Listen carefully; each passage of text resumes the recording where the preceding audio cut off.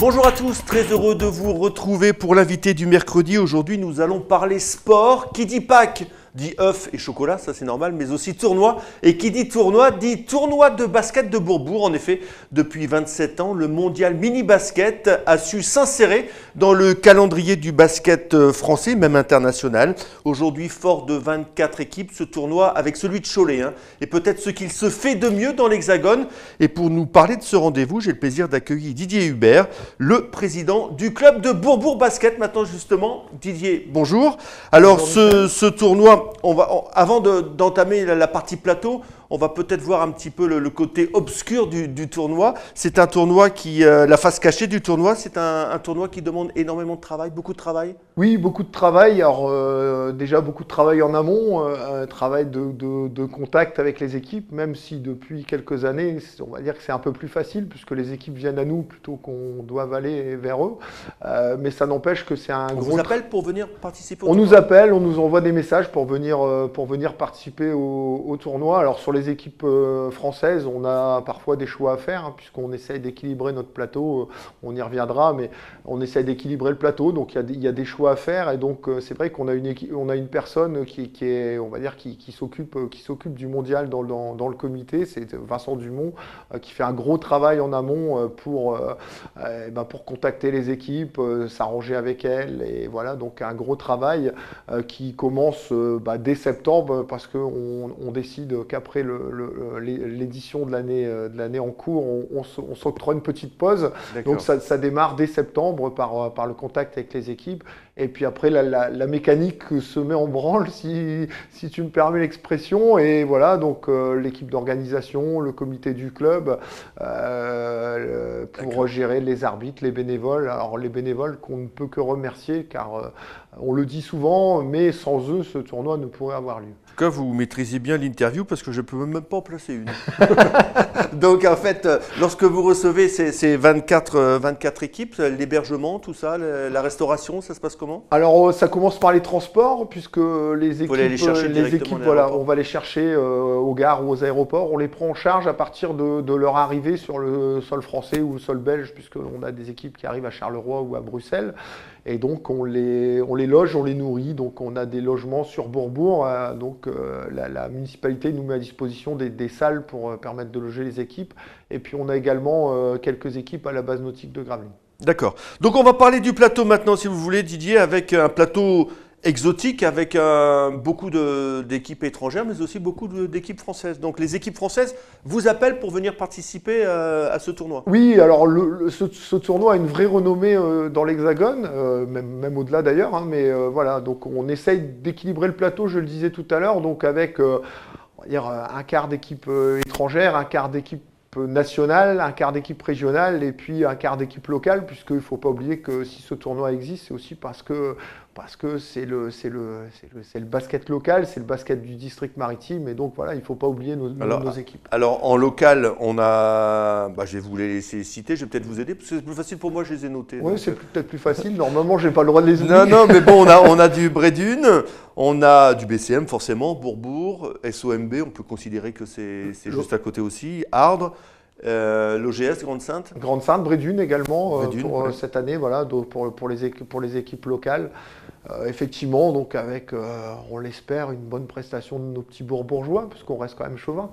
Ah ouais. Donc on va s'écarter un petit peu au niveau français. On a des grands noms, puisque l'Asvel et notamment Nanterre viennent au tournoi cette année. Tout à fait. Vous les avez vus jouer ou vous acceptez simplement comment ça se passe le casting d'un tel tournoi Non, il faut quand même certaines références quand même, non ? Oui, alors on sait, alors l'Asvel c'est un fidèle des fidèles, puisque ça fait de nombreuses années que l'Asvel participe à ce tournoi. On sait que ce sont des clubs, et Nanterre qui est un peu plus récent comme équipe invitée, sont des clubs qui ont une vraie politique en matière de formation des jeunes, et preuve en est, Nanterre a gagné le tournoi 2 années de suite et vient cette année pour remporter définitivement le trophée. Donc c'est le petit enjeu de cette édition.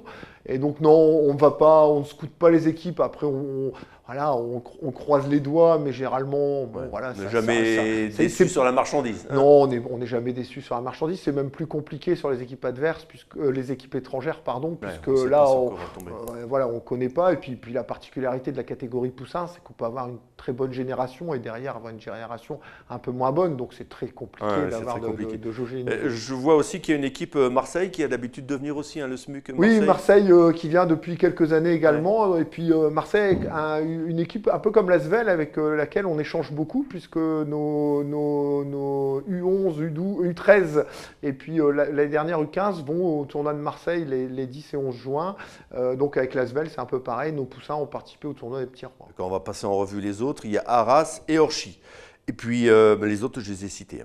Donc on va parler un petit peu plateau étranger. Il y a des Serbes, des Belges, des Libanais pour la petite touche exotique, mais on a déjà eu des Libanais autour. Oui, alors c'est la même équipe qu'il y a 2 ans. Hein. L'année dernière, malheureusement, ils n'avaient pas pu venir en raison des événements tragiques qui s'étaient passés à Bruxelles. Ils devaient atterrir à Zaventem. Bon, c'était un peu compliqué et on sait que voilà, pour une équipe qui vient du Liban, l'actualité avait pris un peu le dessus. Donc ils nous reviennent cette année. Nous, on se dit que c'est parce qu'ils ont été très contents de leur première participation et je pense que c'est le cas.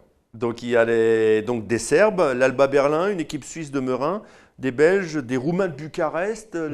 Voilà, Bucarest qui est venu l'an dernier également pour sa première participation et qui dès la fin du tournoi avait posé candidature pour revenir cette année.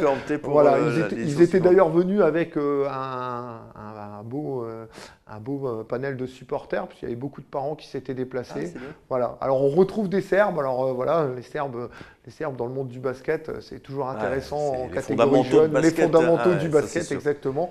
Donc Et puis une équipe que le BCM a rencontrée en Eurocoupe, là, les Néerlandais de Limburg. Oui, tout à fait. Voilà. Donc aussi une équipe qui est déjà venue. Voilà, donc 8 nationalités. Donc, et on va terminer avec ça, Didier, depuis 27 ans, est-ce qu'il y a des joueurs qui ont fait carrière après, qui sont passés chez vous? On en a quelques-uns, alors vous me pardonnerez, j'ai oublié les noms, mais il y en a un qui a fait le tournoi et qui fait une carrière quand même plus qu'honorable en France, c'est Valentin Bigotte, un enfant du pays. D'ici en plus.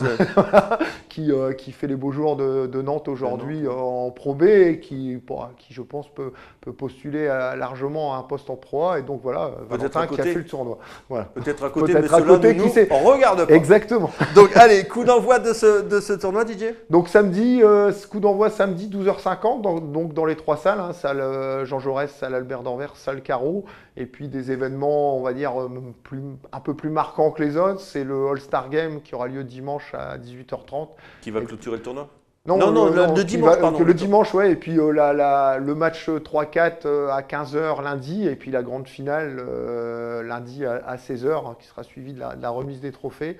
Et puis avec, comme tous les ans, quelques surprises en matière d'animation, en matière d'animation de la salle, voilà quoi. Voilà, avec des projecteurs pour la présentation des équipes. Projecteurs, voilà, en mode NBA, show, quoi. Hein. Voilà, il faut faire le show et puis c'est ce qui permet aux enfants. Alors, on a 24 équipes qui veulent gagner le tournoi, donc on a 23 équipes de déçus, mais ces équipes, pendant la remise des récompenses, vont vite oublier la déception et puis voilà, la remise des récompenses à l'américaine. Donc le coup d'envoi, c'est samedi à 12h50. 12h50, on y sera, Delta y sera et on fera un large résumé de votre manifestation. Allez, on croise les doigts, tout va bien se passer.